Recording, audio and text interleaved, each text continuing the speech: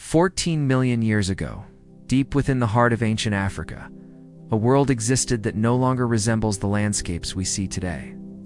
Back then, the continent was carved with massive wetlands, endless marshes, and swamp forests dripping with humidity. Giant reeds towered above the water, frogs croaked like thunder, distant herds of ancient elephants waded through knee-deep mud. But beneath the green stillness lay a terror silent, patient, and ancient. Locals of that forgotten age would never have given it a name. But today, we call it the Marsh Serpent Titan, the largest swamp-dwelling reptile ever to glide through those waters. The day usually began with a thick fog covering the entire swamp, hiding everything except the tops of giant papyrus plants swaying gently in the morning breeze. Early mammals moved carefully along the mats of floating vegetation, drinking cautiously, always aware of the danger lurking under the surface. A small group of prehistoric antelope-like mammals approached the water's edge, their ears twitching. They sensed nothing. The swamp was still, too still. What they didn't know was that beneath the mud and rotting leaves, a 20-meter serpent lay pressed flat, its skin patterned like shifting water. It didn't breathe. It didn't move. It simply waited. Then, with terrifying precision, the swamp exploded. Mud and water shot upward as the Marsh Serpent Titan lunged from below, its jaws wide enough to engulf one of the mammals in a single strike. It wrapped its enormous coils around another, pulling the animal under the surface without a sound. Within seconds, the quiet swamp had become a grave. By the time the water settled, nothing remained but ripples.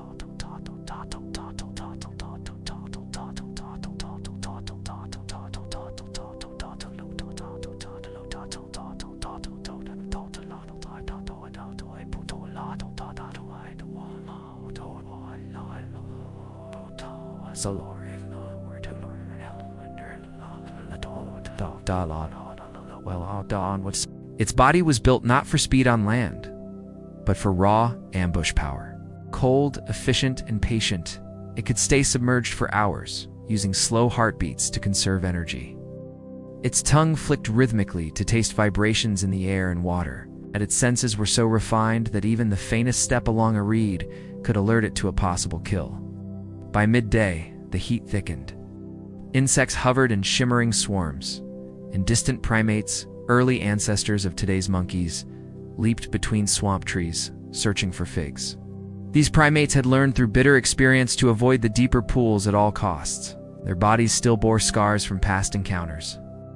One young primate, too curious for his own good, climbed down to drink from a shallow puddle forming where the marsh met the forest roots. The water looked safe. The surface was calm. The air was heavy with the smell of rotting leaves, but just beneath the mud lay the serpent. Only its nostrils, barely visible, broke the surface. The primate reached forward, hesitating, and then dipped a hand into the water. Instantly, the serpent surged upward again, but this time the primate reacted with a shriek and leaped backward, catching a branch. The serpent's jaws snapped shut just inches from its feet. The primate scrambled into the canopy, screaming warnings to the troop. They vanished into the treetops, leaving the serpent to sink back into the swamp, frustrated but unfazed.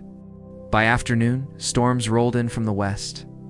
Lightning struck the marsh, and the water reflected the sky with every flash. Storms gave the Titan serpent a strategic advantage. Rain and thunder masked its movements.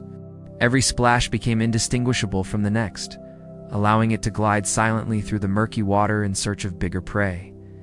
An enormous creature stirred in the distance, an ancient proboscidean, an ancestor of elephants, trudging through the swamp. Its feet sunk deep into the mud, each step vibrating through the water like a drumbeat. The serpent felt it from far away, slowly coiled into position. The massive mammal pushed forward, unaware it was entering the Titan's territory. Lightning cracked across the sky as the serpent advanced. This time, The Titan serpent didn't strike fast. It approached slowly, calculating. The huge herbivore was too large to subdue in one attack. Instead, the serpent aimed for a vulnerable part of the body. It slid through the water, rising just enough for its head to break the surface. Then it lunged toward the mammal's hind leg. Teeth sank in, clamping with prehistoric force. The giant mammal trumpeted in agony, thrashing violently.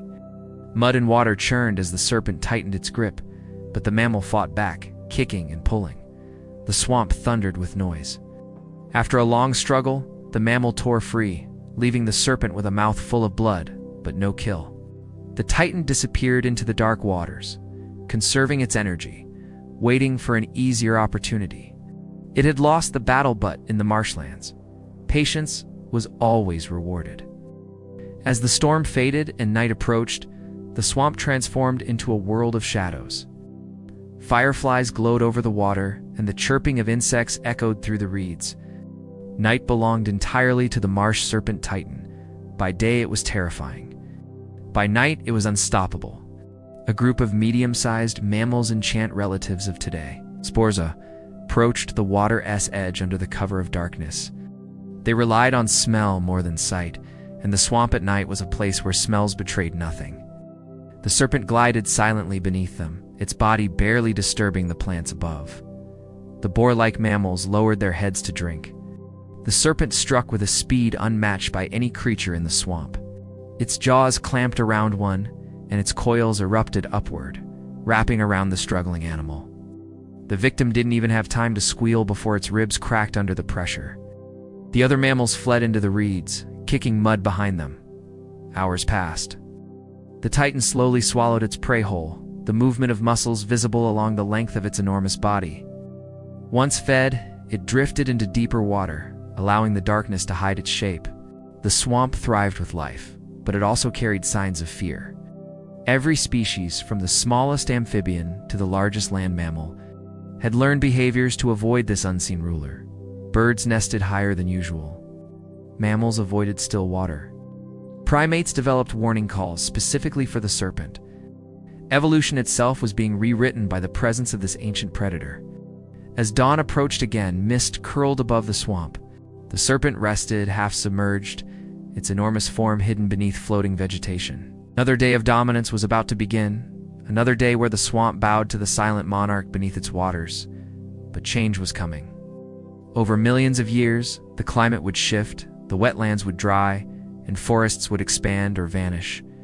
The marshlands that nurtured such giants would eventually shrink and disappear, and with them, the marsh serpent titan would fade into extinction, leaving behind only scattered fossils buried deep under African mud. Yet in its age of those ancient, forgotten centuries, the titan serpent ruled with unmatched mastery. It was the shadow beneath the swamp, the sudden strike, the silent death in murky waters.